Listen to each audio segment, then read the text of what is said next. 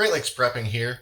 Now, if you've watched much of this channel, you know that I'm a big fan of soup. Making soup, canning soup, and of course, eating soup. And of course, a lot of my soup recipes call for broth, chicken broth, beef broth, etc. And about half of the time I use store-bought stock or broth, and the other half of the time I use my own canned beef or chicken stock. But I've never actually made a video showing how I can my meat broth. So in this video, I'm going to do just that, and we're going to can up a batch of fresh, homemade, delicious, amazing chicken stock. And yes, I do sort of use the words broth and stock interchangeably. I know they're technically not the same thing, but for all intents and purposes, the names are interchangeable enough that you're going to know what I'm talking about, and they can be used for more or less the same application. So if we want to get technical, today we're going to use the pressure canner and can up a nice batch of chicken stock.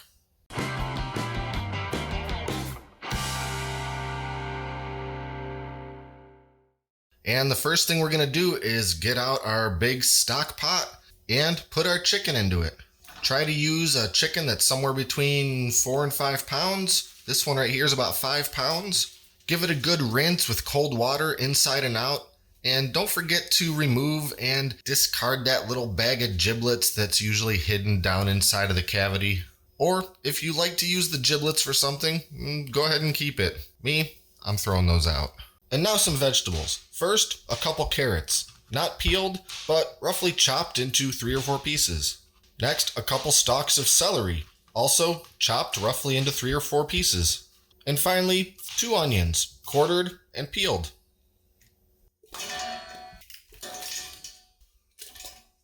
Then 2 or 3 bay leaves, depending on how big or small your bay leaves are. Mine are pretty small. And about a dozen whole black peppercorns, give or take. And finally, pour in enough cold water to completely cover the chicken. For a batch this size, I generally use pretty much exactly 4 quarts, which is what I used here. Now we want to turn the heat on high and bring that water up to a boil. Alright, our water's up to a boil, and now we're going to reduce the heat to a simmer. And now we're going to keep this at a very low simmer for 2 to 2.5 hours. So I'll let this simmer away, and we're going to pick it back up in a little while. Alright, it's been just about 2.5 hours, and we're done simmering. Now in some cases, as your chicken is simmering, you'll end up getting this sort of foam on top. Now if that happens, do your best to skim as much of it as you can off of there with a slotted spoon or something like that. In my case right here with this particular chicken, I'm not really seeing any of that foam, which is perfectly fine, so I can skip that step. So I'm going to move this all over to the counter so we can start getting this stuff out of here. So I'm going to start taking my chicken out of the pot with some tongs, but it's going to completely fall apart as I do so because, again, it's been simmering in that liquid for quite some time. So it's going to come apart in a bunch of pieces, but that's okay. I just want to pull it out as best I can. We're going to strain this entire pot, but it's going to be a lot easier if there's not these giant pieces of chicken and bones and stuff sloshing around in there. And once I got most of it out of there, I'll use my big slotted utensil thingy and just sort of get as much of the rest of that out of there as I can. The vegetables, the bones, any bits of meat. Now for this next step, I could use a colander, but I really want my strainer to be a little more fine than the colander. So I'm going to use this sort of mesh straining funnel and pour all of my liquid through it. And I want to use this sort of medium-sized stock pot to collect everything because there's going to be a fair amount of that liquid. But the pot's a little big for my little strainer and it's going to want to slide right off. So I actually use just a little zip tie to hold this thing in place while I pour that liquid through because I don't want it to just fall into the pot.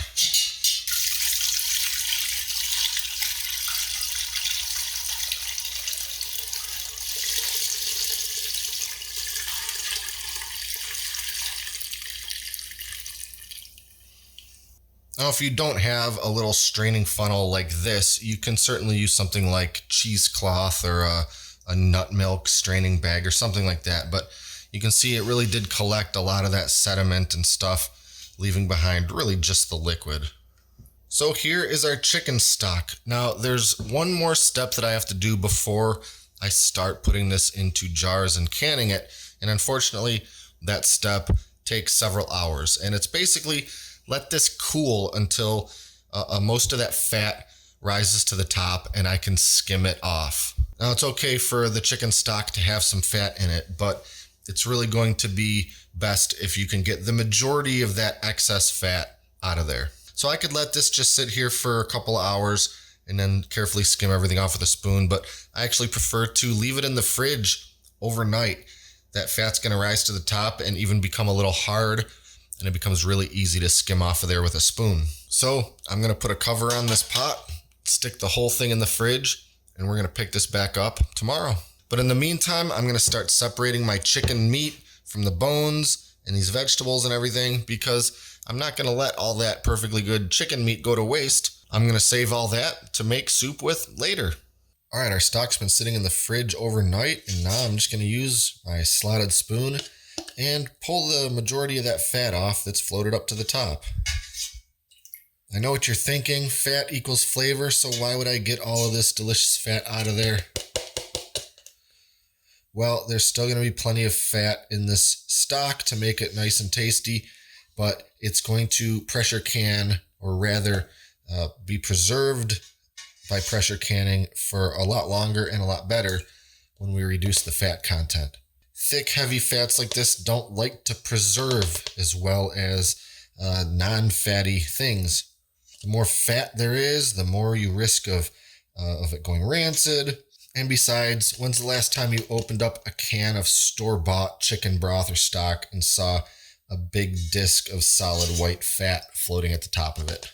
So if you're going to use this to make soup right away, be my guest to leave all that fat in there. I still skim much of it off because I don't want a greasy soup. All right, now we're back over to the stove and we're going to bring our stock back up to boiling. We want it nice and hot when we put it into the jars. And while that chicken stock is heating back up, we're also going to get the pressure canner filled up with some water. The jars are in it upside down. We're going to let that water come to a boil and steam these jars. For two reasons. One, to sanitize the jars. The jars are going to get sterilized in the very act of pressure canning, but it doesn't hurt to give them a bit of a sanitation via steam, or alternatively, you could boil them. And secondly, I want the jars to be hot. We're going to take hot stock and put them into hot jars. Not boiling hot, not screaming hot, just pretty hot. Now we're going to seal up the jars, put them into the canner right side up, close up the canner, and start processing them. All right, now it's finally time to start filling some jars. So using my handy little jar lifter grabber tool to carefully move those mason jars over to the counter because they're very hot from having been steamed by boiling water.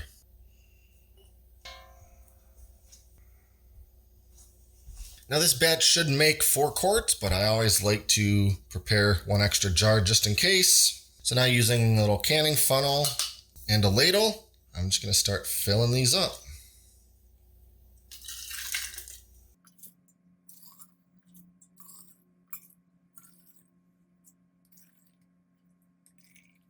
I want to leave 1 inch of headspace at the top, which is just about where the bottom ridges of the neck of the jar start, but we'll measure those in a moment just to make sure.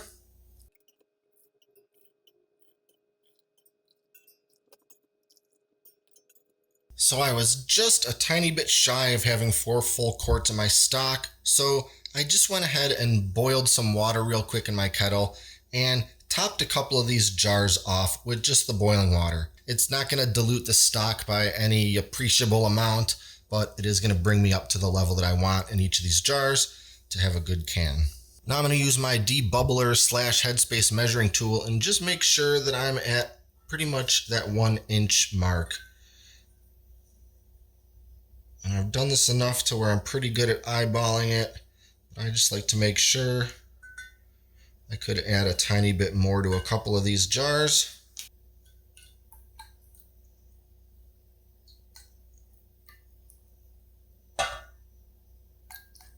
And now I'm going to use the other end of this to debubble my jars. Now this step isn't really that important when it's just complete liquid. You know, the idea is to dislodge any stubborn air bubbles that might be trapped in there, but it's really going to be more of an issue when you've got something viscous like a sauce or a soup or something like that. But just liquid, it's not going to matter. But I'll just kind of run this thing around the jars, make sure there's no bubbles in there. And now I have to wipe the rims. So using some damp paper towel, I'm just going to thoroughly go around the rims of each jar to make sure there's none of that chicken stock kind of resting on the top edge of the jar. We don't want anything obstructing the seal that is getting between the glass and the rubber seal of the lid. That can lead to a failed seal and an unsuccessful canning. But we'll just make sure to wipe any of that off of there with some paper towel. It won't be a problem. Next, we'll put on our sanitized lids and our metal rings. And we're just going to screw those on finger tight. We don't need to crank them down there super snug. Just enough that they're not going to come loose. Now we're moving back over to the stove. All right, so I've got my pressure canner set back up on the stove, and I've got it filled up to the 3-quart line. On this particular size and model of canner, that's what it calls for. 3 quarts of water in the bottom of the canner. You know, when I make these pressure canning videos, there's always a little bit of a caveat that every pressure canner works the same in principle, but may have slightly different functions or procedures to do a canning. So you really need to make sure to become familiar with the instructions for the particular model of canner you have. And now we're going to set our jars right back in. The water is still quite hot, which it needs to be because now the jars are quite hot. We don't want to put hot jars into cold water. And because the jars are hot, I'm going to use my jar grabber tool once again. And we want to take care not to have these jars bumping up against each other or the outer walls of the canner. And that's not a big deal when we only got 4 cans, but this thing will hold up to 7-quart jars, and it gets a little trickier when it's completely full, but we're not going to have any problems here. And now it's time for the lid, and real quick, we're going to do a fast little inspection to make sure the big rubber gasket still looks okay and is in place, and that there's nothing obstructing our little vent hole that goes through the middle. I'm just going to lock this lid into place. And it's sealed. Now I have to bring this thing up to temperature and let it do what is called venting. Basically, that means bringing the water inside to a full boil, to where it's going to start pushing out all the air and anything that isn't steam out of this little vent hole. And the way that a pressure canner works is that it seals your jars in a pure steam environment. So we have to let it vent long enough to push anything out of the canner that isn't steam, which is basically air. Once all the air has been vented out and there's nothing but steam inside of this canner, that's when we can add our little weight and start the processing time. So it'll take a few minutes for this to come up to temperature, maybe 10 minutes or more, and then we're gonna let this thing vent for another 10 minutes. So we'll pick it back up when it starts venting so I can show you what that looks like. Okay, so the canner has started venting and it may be a little noisy, so hopefully you can hear everything I'm saying. But if the steam shooting out of there is difficult to see, you might be able to get a better look at it if I shine my little flashlight at it. And so now I just need to set my timer for 10 minutes. And at that point, we can move on to the next step, which is to add the weight. All right, the venting is completed. Now it's time to add our weight. Now for this style of pressure canner, it uses weight to regulate the consistent pressure. And for this recipe, we need 10 pounds of weight. The little topper by itself would be 5 pounds of weight, and adding one of these metal rings brings it up to 10 pounds. If I needed 15 pounds of weight, I would add the second metal ring. So I'm gonna place it over top the little spout using some tongs because that is flaming hot steam coming out of there. I need to let the pressure start to build up to the point where it begins rocking this little weighted topper. Now, once it reaches a sort of slow, consistent, rhythmic rocking back and forth, that's when my processing has begun. And this step usually requires a little bit of fine tuning. I know that for my stove and my canner, at full blast heat, it's going to end up being a little too high, so I need to dial back my heat just a little bit. Now, I'll mention that a lot of popular pressure canners, especially the maybe higher end ones, don't use a weight like this. It actually uses more of a dial gauge to regulate the pressure. So while this recipe calls for 10 pounds of weight, if using a weighted topper, it actually calls for 11 pounds if your pressure canner has a dial gauge on it. So anyway, this is going to take just a few minutes to build the pressure up to the point where it starts moving that topper. And once I've got it dialed in, I'll show you what that kind of rhythmic rocking of the topper looks like and we can start the processing time. So the weighted topper is rocking just about the way that I want it to, and so I can go ahead and start my timer for the processing time. Now for chicken stock in quart jars, we want to process for 25 minutes. If I was doing pint jars, I'd go 20 minutes. Now a quick caveat to that, as I always try to mention, is that's for what would be considered low altitude. That's pretty much anything between 0 and 2,000 feet above sea level. If you live at a higher altitude, over 2,000 feet, as with all sorts of canning, you will need to adjust how long you process it for.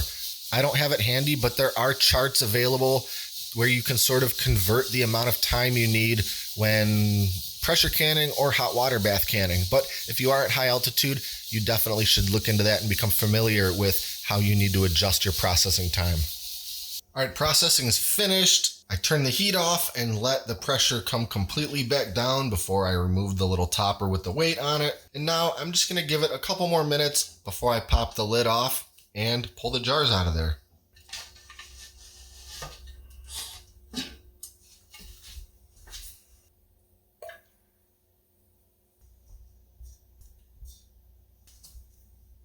All right, and now the only thing that I have to do now is nothing. I need to just let these jars sit here for a long time, several hours, until they're completely down to room temperature. And over the next little while, I expect to start hearing the lids on each of these jars pop. That's the lids being sucked inward, thus signifying a successful and complete seal. So as the jars begin to cool, I ought to hear that telltale pop, which is exactly the sound I'm looking for. Now, if after several hours, any of the jar's lids have not popped and are therefore not sealed, I have to consider the canning and seal of that particular jar unsuccessful. When everything's done right, a failed seal doesn't happen frequently, but it happens sometimes, and it happens to everyone. Should that happen to one of my jars, I could put a new lid on it, reprocess it in the canner, but generally I would just stick that particular jar in the fridge and make sure to use it first within a couple weeks. So that's about it.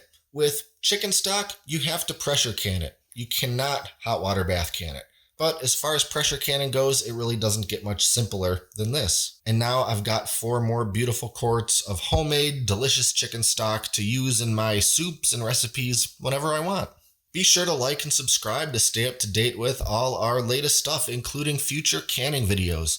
Thanks for watching, and until next time, this is Great Lakes Prepping.